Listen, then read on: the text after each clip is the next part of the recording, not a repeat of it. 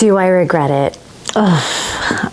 Let me tell you, I had so much anxiety with waiting for the package, and it wasn't even like, you know, it took like a day or two to get here, but I had so much anxiety because I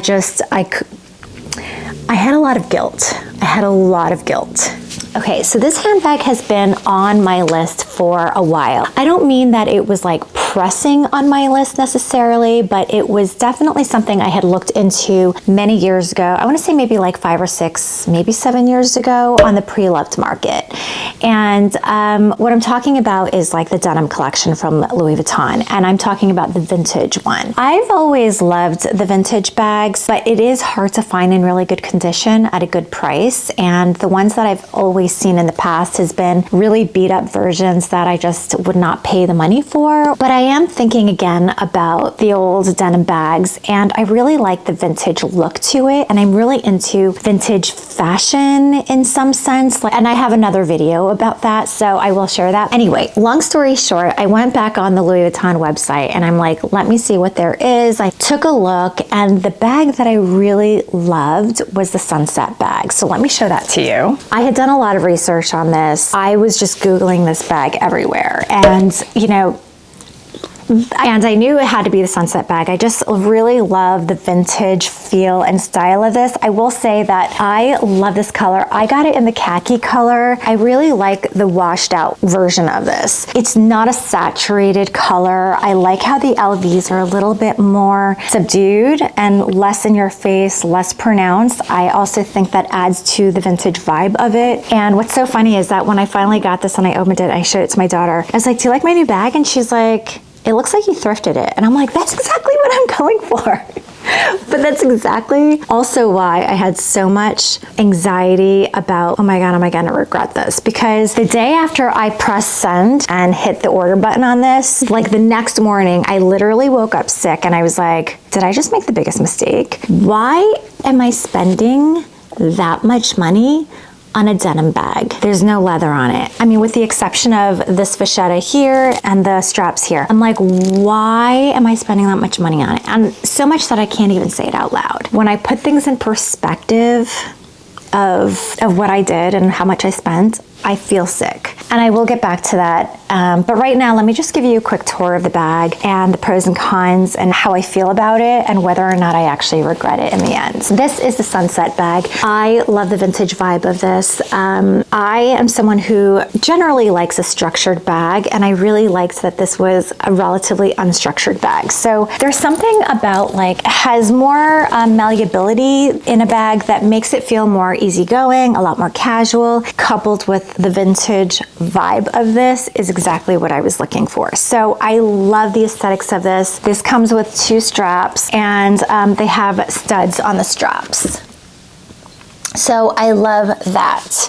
And the size, I would say, is perfect. So I will show you what it looks like on me. The other thing I love is I love the koala lock on this. This is sort of like the old style of what I'm used to seeing in terms of older Louis Vuitton style bags. I love the locking mechanism. I think this tab is super helpful in terms of just putting the lock in and out. I love that it has a pocket here. It's like an outer pocket inside the flap where I can put my phone, so it's easy access. It doesn't get mixed in with the rest of the stuff. I like the spaciousness of the inside. There's also a little slip pocket in the back, which is super helpful too. So I will show you what fits inside. There's something, again, super satisfying about the lock. I just love that. Okay, so this comes with 2 straps. I think this is gonna look amazing when the vachetta starts getting darker. I really think it's gonna look a lot better with a darker vachetta. So I'm not gonna be precious with this. Now, it comes with 2 straps, but I did a little bit of a hack, and it was the idea of Kanisha on her channel. She has this bag. I will link her video down below, but she gave me the idea where she used both straps, and I couldn't figure out how she looped both straps because one of them is like a forever strap. It does not detach, and then the other side is this lobster claw.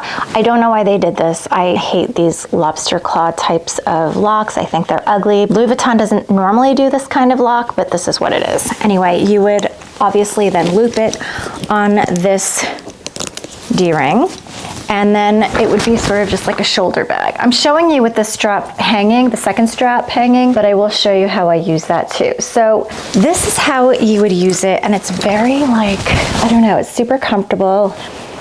It's great on, you know, there's enough of a strap drop that it is comfortable and you're not like squishing the bag, so I love that. But the second strap, I plan to use it because I don't want the patina to be uneven.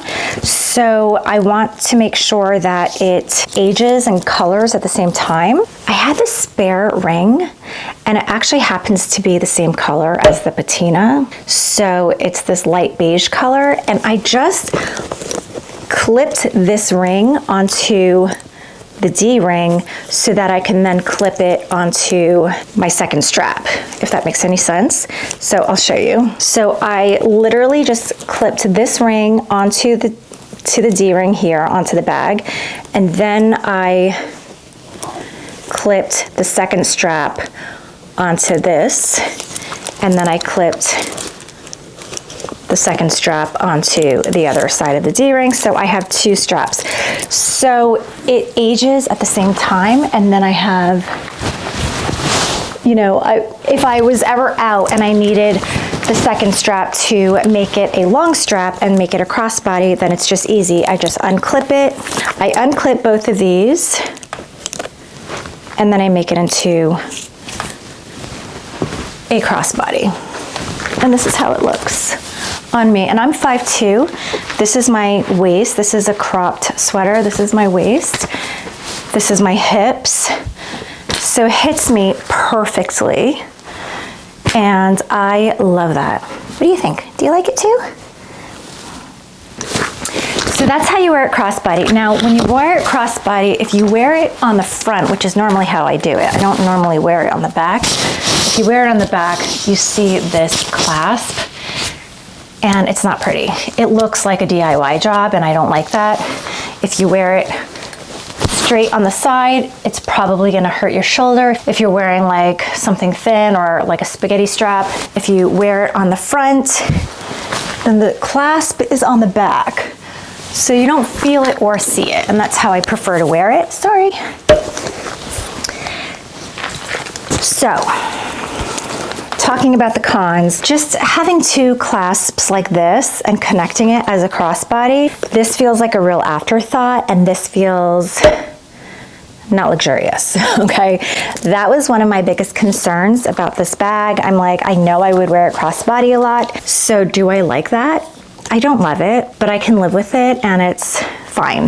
But from just an aesthetic standpoint, it just feels like an afterthought, and I don't like that, especially when you're paying these prices. Like, just give me an extra long strap and call it a day, and it would justify the price at least a little bit more for me, from my perspective. Like, the reality is if I were wearing this as a short strap, at some point, I'm gonna wanna use this as a crossbody. So it is nice to have this attached to the bag so that when I want to use this crossbody, I can just unclip, clip it together and make it a crossbody. That makes it super functional rather than using up space in your bag or just not bringing it at all and then being like, oh, I wish I had it with me. So, okay, so what fits in this bag? Let me just give you a quick tour. This is like a close-up of the bag. I just love the color of this. It's called khaki, and it's kind of like a really washed out kind of green color. There's no pocket in the back. There's the pleating here, and then you have the D-rings here on the side where this one is permanently attached. I believe this is called the koala lock. You just press that and that's how you open it. And this is where you would put, like, I would put my phone in here, and I'll show you what fits inside because I think that's going to be useful for most people to know how much actually fits. It's deceptively spacious actually, and I love that. So this is the code, by the way. So you can screenshot that if you want it. So I have my phone, and that goes in the front pocket. As far as the back slip pocket goes, that's where I put tiny little things like a little lippy and my little Tic Tac container, and that goes in the back slip pocket. And as far as the main compartment goes, These are my reading glasses, which I always carry with me. This is my wallet, Rosalie wallet. So this is how thick it is. It's like a medium-sized wallet, I would say, and that goes in here too. This is my 6-key ring holder, and that goes in here too. I have my AirPods, and you can also then just put in sunglasses. These are quite big, and you just put them right on top. So that's how everything looks. So that's how everything fits inside. It's pretty spacious in my opinion. It fits everything I need. And I really like, again, that there's a separate compartment for your phone, so you don't have to go searching for it, and it's just easy access. And then you clip it in, and that's how it looks. Super cute. Super, super cute, and it's not too bulky. I just love how easygoing this is. And the measurements on the website says the width is 1.2 inches. I don't know where they got that from, because the width is much more than 1.2 inches. If you go from seam to seam, here it's almost 3 inches. And it's even more if you count outside the seams, because it does stretch. So there's quite a bit of capacity, which I love. Some people might be interested in knowing, does it fit a water bottle? This is a 20-ounce water bottle, and it fits. So this is bigger than the standard 16-ounce. That totally fits, and you can fit a few more things in here. Easy. So if you're going to be out for a long day, you can definitely bring a bottle of water, and I think that's kind of a good FYI. So now let's talk a little bit more realistically about why I had so much anxiety about this bag after I placed the order and what gave me regret. I literally had to prepare myself to return the bag once I received it. Like, I was like, this is gonna be a regret. I should not have gotten it. This is crazy. And for me, I don't know how, I know everyone does things differently, but for me, I do have a separate account for just discretionary spending, which would include obviously handbags or clothes and things like that. So it's specifically for me to budget discretionary things where I can, excuse you, discretionary things where I can buy things guilt-free. And that's the whole purpose of it, is obviously for budgeting, but also to feel guilt-free because I know I set that money aside. So why did I get so much anxiety and feel like I was gonna regret this purchase? It's because I'm still very much tuned into reality. Like, I'm very much a person who is like, is this worth it for the value I'm getting, the materials, for the quality? Like, those are all the same questions I would ask myself if I were buying anything at any price point, and especially at this price point. So there's no leather. This is a denim bag. And when I compare this bag to other special collection bags like the Murakami, this is not far off from the Murakami Neverfull or the Murakami Alma bag. Now granted, a lot of those are canvas, so they're not really leather either, other than the handles and the trims. So what are you actually spending all that money for? I don't know why. I just feel a little bit more angst when I'm spending it on denim and something that looks like it was thrifted. You know, it's not this ornate design. It's not anything that someone would look at and be like, wow, that's a beautiful bag. It's like, I can't even say the price out loud, and I don't know what it is. I can't articulate it other than it gives me that icky feeling, and I hate that.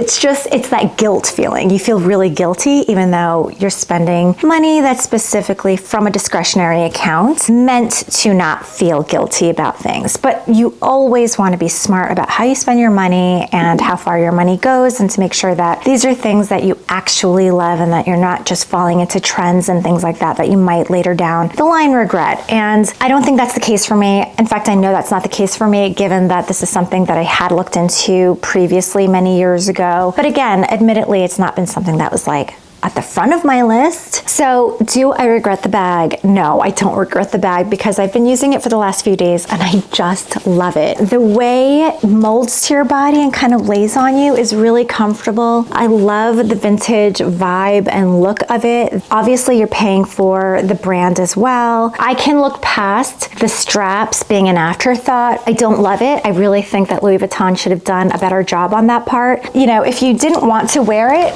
with two straps like this, because maybe one might come down, although I haven't had any problems with that, you can just put one down at the back and then just wear one here so that you don't have to deal with two straps. It's definitely workable. It's definitely still functional. And I like having two with me when I'm out so that I can connect it if I need it to make it a crossbody. Yeah, I love this. You know, there was a point where I definitely recently felt like I was pretty content with my collection. Don't get me wrong. I'm still very content with my collection, but I felt almost like I was almost at purse piece, where until this came along, I felt like that kind of disrupted that. And I was like, oh.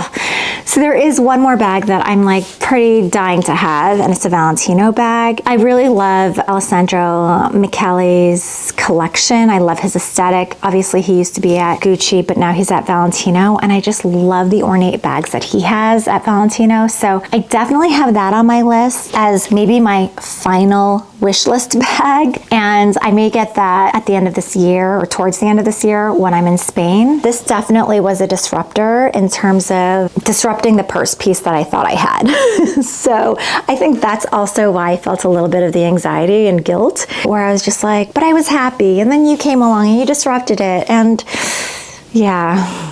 Anyway, let me know what you think about this bag, but also let me know if you know what I mean in terms of just the guilt and sort of the anxiety of like, oh, I definitely feel like I'm nearing purse piece. But as a handbag addict, there may be no such thing as purse piece.